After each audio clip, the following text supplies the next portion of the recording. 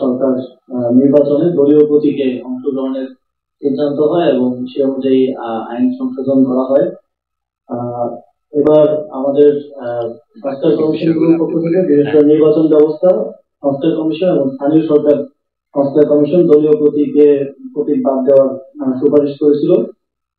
এছাড়াও আপনারা জানেন দীর্ঘদিন ধরে নির্বাচন বিশেষজ্ঞ বিভিন্ন দল দলীয় প্রতীক বাতিলের দাবি জানিয়ে আসছে।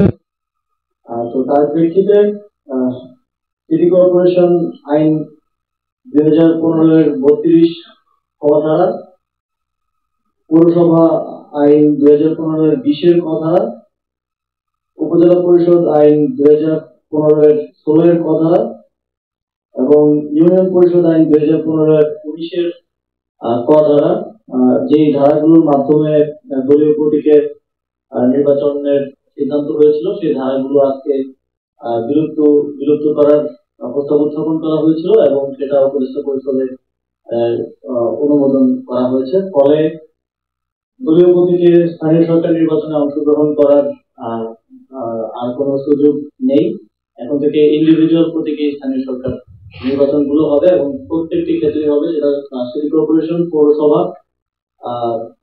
উপজেলা পরিষদ এবং ইউনিয়ন পরিষদ। এবং আপনারা জানেন যে জেলা পরিষদ সরাসরি প্রত্যক্ষ ভোটে যেহেতু নির্বাচিত হয় না, সেখানে প্রতীকের বিষয় নেই।